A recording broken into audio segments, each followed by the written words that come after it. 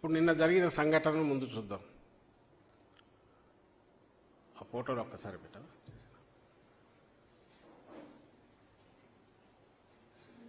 జగన్మోహన్ రెడ్డి గారి మీద జరిగిన దాంట్లో మీరు గమనిస్తే గాయం లోతుగా తగిలింది, కుట్లు పడ్డాయి.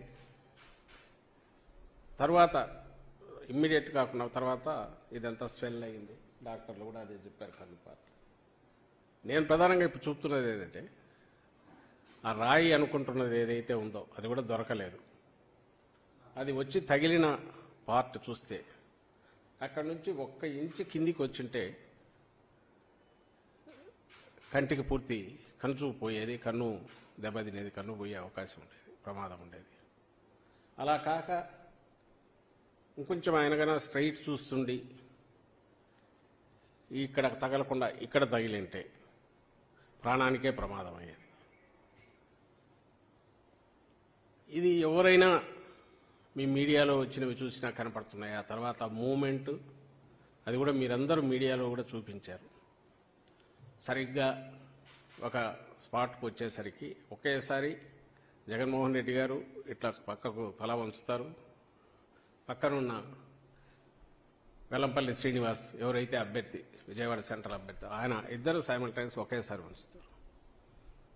అది స్పాంటేనియస్గా వచ్చిన రియాక్షన్ ఏదైతే తగిలినందుకు అనుకోవాలి. తగిలినది కూడా బలంగా తగిలింది అనేది తెలుస్తుంది. మామూలుగా తర్వాత వెల్లంపల్లి శ్రీనివాస్కు ఆయనకు కంటికి జగన్మోహన్ రెడ్డి గారికి తగిలిన తర్వాత వెళ్ళి తనకు కుడి పక్కనున్న వెల్లంపల్లి శ్రీనివాస్ కూడా కంటికి, ఎడమ కంటికి తగిలింది. ఆయన కన్ను మీద తగలడంతో ఈరోజు కూడా మెడికల్ చెకప్ చేశారు. బహుశా మీ మీడియా వాళ్ళు కూడా వెళ్ళినట్టున్నారు, చూసినట్టున్నారు. 48 అవర్స్ ఏదో ఇదిలో ఉంచాలా, అబ్జర్వేషన్లోనే అన్నారంట. చిన్న స్క్రాచెస్ ఏవో పడినాయి కనుగుడ్డుకొని అంటున్నారు, ఆయన డాక్టర్లు అన్నారని చెప్పారు.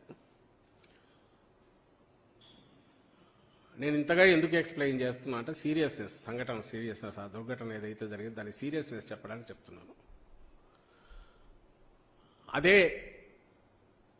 జగన్మోహన్ రెడ్డి గారికి తగిలిన రాయి తగిలి పక్కన ఉన్న వ్యక్తికి అంతే ఫోర్స్గా వెళ్ళి తగిలింది అంటే ఇక్కడ ఎంత ఫోర్స్ అప్లై ఉండాలి. ఈయన కనుగుడ్డు కూడా ప్రమాదం అయింది, ఇప్పుడు రెటీనాకు ఇదవుతోంది అనేంత ప్రమాదం శ్రీనివాస్ది అయితే దానికి ముందు తగిలిన జగన్మోహన్ రెడ్డి గారికి ఎంత ఫోర్స్గా తగిలి ఉంటుంది అనేది ఒకసారి గమనిస్తే, ఇది కింద నుంచి ఎవరో విసిరితే దాని ట్రాజెక్టరీ పైకి వచ్చి బస్సు మీద పడిపోతుంది. అక్కడికి వచ్చేసరికి ఫోర్స్ ఉండదు. ఇది ఎవరైనా చిన్నపిల్లల్ని అడిగినా చెప్తారు. కొంచెం ఫిజిక్స్ గురించి అవగాహన ఉండని చెప్తారు, లేదా కామన్ సెన్స్తో పల్లెటూరులో చదువురాని వాళ్ళైనా చెప్తారు. బలంగా ఏదో ఒకదాన్ని ప్రయోగించి ఉండాలి. అది క్యాటపుల్ట్ లాంటిది అయ్యుండొచ్చు, లేదా ఎయిర్ గన్ లాంటిది అయ్యుండొచ్చు. క్యాటపుల్ట్తో అయినా సరే ఒక 20 అడుగులో 30 అడుగుల దూరం నుంచి వస్తే ఒకరికి తగిలిన తర్వాత మళ్ళీ అంత ఫోర్స్తో ఇంకొకరికి తగిలితుందా అనేది అది ఒక అనుమానించాల్సిన విషయం అది. సో ఏదైనా బలమైన దీన్ని అంటే బాగా పవర్ఫుల్గా ఎజెక్ట్ చేయగలిగిన దాన్ని ఉపయోగించి ఎయిర్ గన్ లాంటిదో ఇంకొకటో దీన్ని ప్రయోగించారేమో అని అనిపిస్తుంది. ఎవరో తుంటరి వాడు, ఒక మిస్క్రియంట్, ఒక దుండగుడు అలా చేసి ఉంటే ఇంత పథకం ప్రకారం ఇట్లా చేసే అవకాశం లేదు.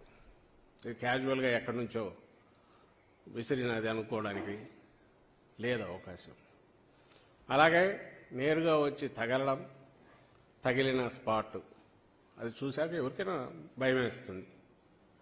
రాష్ట్రం మొత్తం వైఎస్ఆర్ కాంగ్రెస్ పార్టీ కార్యకర్తలే కాకుండా అభిమానులు, ప్రజాస్వామ్యవాదులు అందరూ బాధపడ్డారు, ఆందోళన చెందారు. రాజకీయ పార్టీలు రాజకీయ విభేదాలకో లేకుంటే పార్టీల అభిప్రాయాలకు అతీతంగా ప్రధాని మోడీ గారితో సహా ఇమ్మీడియట్ రియాక్ట్ అయ్యారు. ఇంకా చాలామంది నాయకులు, తమిళనాడు ముఖ్యమంత్రి గారు, వెస్ట్ బెంగాల్ ముఖ్యమంత్రి గారు అందరూ రియాక్ట్ అయ్యారు, ఖండించారు. తెలంగాణ నుంచి కేటీఆర్ గారు కూడా అనుకుంటా ఇంకా చాలామంది రియాక్ట్ అయినట్టున్నారు, ఖండించారు. ముక్తకంఠంతో దీన్ని ఖండించారు. త్వరగా కోలుకోవాలని కోరారు. చంద్రబాబు నాయుడు గారు కూడా ఖండించారు. ఆయన పనిలో పనిగా ఎవరి మీద బాధ్యుల మీద చర్యలు తీసుకోవాలి కూడా కొంచెం కూడా అడిగినట్టున్నారు.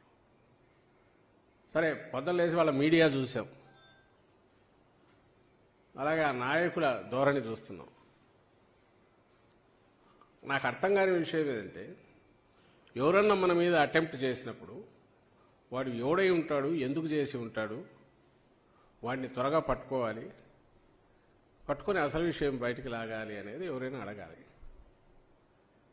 వీళ్ళు ఇమ్మీడియట్ రియాక్షను భద్రతా వైఫల్యము, పోలీసులు ఏం చేస్తున్నారు, లేకపోతే కరెంటు ఎందుకు తీశారు,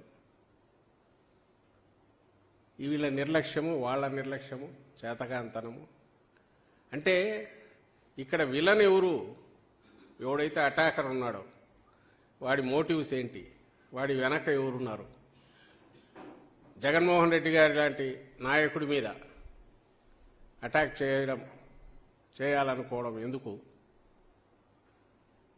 దాని వెనక ఎవరైనా ఉన్నారా, ఇవి చూడమనడం బాగానే ఉంటుంది. ఆయన త్వరగా కోలుకోవాలనడం బాగానే ఉంటుంది. అసలు దీనికంతా నిర్లక్ష్యము, పోలీసులు సరిగా లేరో, మీ భద్రతా వైఫల్యము అంటే ముందు దులుపుకోవడం ఎట్లా, పక్కకు తప్పుకొని బాధ్యత అంతా జగన్మోహన్ రెడ్డి గారి మీద ఎట్లా. ఇంకా అంతటితో ఆగకుండా ఇంకా వరుస పెట్టి వాళ్ళు కొడుతున్నవి చూస్తే ఆఖరకు ఇదంతా ఒక నటన అని చెప్పి ఈరోజు మార్నింగ్కు తేల్చినారు టీడీపీ నాయకులంతా. బహుశా ఇది కూడా మీరందరూ గమనిస్తూ ఉంటారు, గమనించి ఉంటారని అనుకుంటున్నా. ప్రజలందరూ కూడా గమనిస్తున్నారు. కడుపుకు అన్నం తినేవాడు ఎవడైనా, మెడకాయ మీద తలకాయ ఉండేవాడు ఎవడైనా అలాంటి మాట మాట్లాడగలడా? ఎవడైనా సెన్సిటివ్ పార్ట్ మీద ఇక్కడ కొంచెం కిందికి పోతే కన్ను పోయే ప్రమాదం, ఆయన తల తిప్పకపోతే ప్రాణానికే ప్రమాదం ఉన్న అలాంటి ఇది ప్లాంట్గా చేయించుకుంటారా? అసలు జనం ఉమ్మేస్తారు మొహం మీదనే వీళ్ళకి అనిపించదా?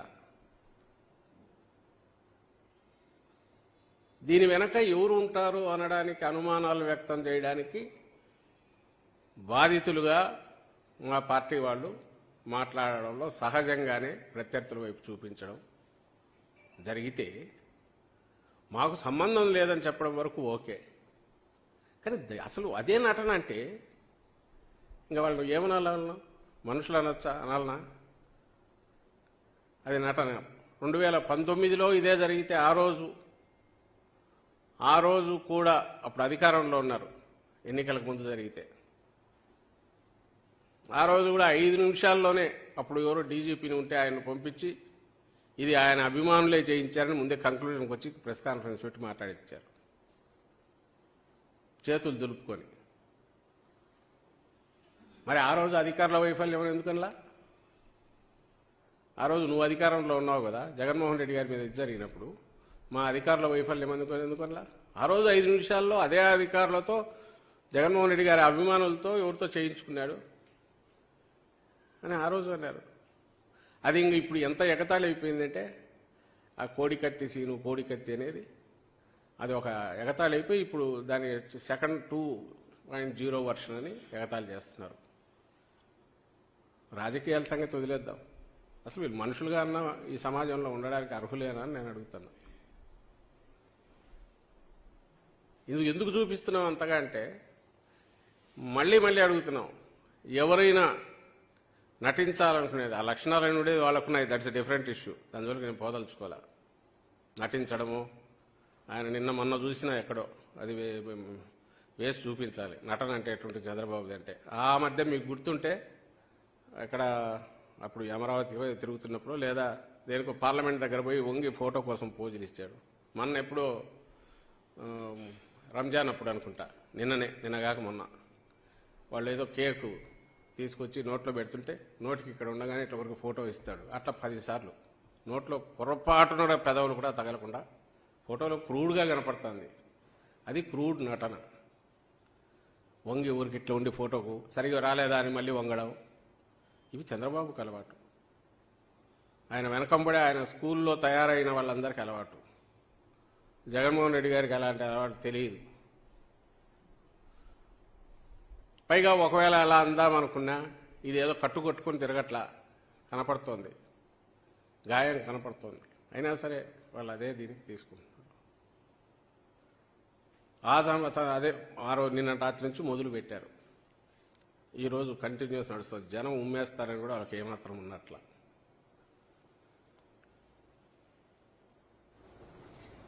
చంద్రబాబు మీద అప్పుడెప్పుడు 2003లో అలిపిరి జరిగింది, ఎవడు అనలే. భద్రతా వైఫల్యం కూడా మా వాళ్ళు ఎవరు అనలే. అప్పుడు రాజశేఖర రెడ్డి గారు, అప్పుడు కాంగ్రెస్ అనుకో, రాజశేఖర రెడ్డి గారు ఉన్నారు. రాజశేఖర రెడ్డి గారు వెళ్ళి సంఘీభావంగా మౌన దీక్ష చేశారు తిరుపతిలో. ఇంకెవ్వడు టీడీపీ వాళ్ళు కూడా చేయలే. ఆ రోజు ఎవరు ఇదంతా నువ్వు కావాలని నాటకం వేసుకున్నావు, జీప్లోంచి ఎగిరి పడినావు, లేదంటే భద్రతా వైఫల్యం ఇట్లాంటి వల్ల. అటాక్ చేసేవాడికి ఉండే అడ్వాంటేజ్ ఎప్పుడూ ఉంటుంది. అది ఎంత భద్రత ఏది ఉన్నది ఉంటుంది, అది సెకండరీ ఇష్యూ. అలాగే ఎన్నికల సమయంలోనూ ఇలాంటి ప్రచారంలోనూ జనంలో ఉండడం అనేది అంతే సహజం. జనంలో ఉంటారు. వీలైనంత వరకు ఆ కల్చర్ డెవలప్ కాకుండా రాజకీయ పార్టీలు అనేవి ఒక సంయమనంతోనూ లేదా ఆ ధోరణులు, అది ఎవరికైనా డేంజరే. అందరూ గ్లాస్ హౌస్లో ఉండేవాళ్ళే. పొలిటికల్ పార్టీస్ అన్నీ కూడా ఫస్ట్ ఒక గేమ్ రూల్ వచ్చి ప్రశాంతంగా కావాలనుకున్న మాటలు మాట్లాడుకోవాలి తప్ప పొరపాటును కూడా ఇలాంటి వాటికి పోకూడదు అని ఎందుకు అనుకుంటాయంటే, ఎందుకంటే జనంలో ఉండాలి కాబట్టి వాడు. ఇదే తెలియకి చంద్రబాబు మీద కూడా ఎవడన్నా ప్రయోగించవచ్చు, ఇంకోటి ప్రయోజనం కావాలని ఎవరు కోరుకోరు. ఎందుకు కోరుకోరంటే అది ఈ రోజు ఒకటి మీద పడింది, రేపు ఇంకోరి మీద పడుతుంది, ఇంకోరికి జరుగుతుంది కాబట్టి అందరు ఖండిస్తారు. నిన్న జగన్మోహన్ రెడ్డి గారు ఏదైనప్పుడు ఇమ్మీడియట్ రియాక్షన్ అందుకే అంత ఇదిగా వచ్చింది కంట్రీ వైడ్. ఒక్క తెలుగుదేశం పార్టీ నాయకుల నుంచి తప్ప. ఇంకా నాయకులకు ఆ కార్యకర్తలకు ఇది ఇలాగే కంటిన్యూ కమ్మని చెప్పడమే కదా. నేను వాళ్ళకే ఎందుకు అంటున్నానంటే, జగన్మోహన్ రెడ్డి గారి బస్సు యాత్ర మొదలయ్యాక దాన్ని చూసి ఎవరైనా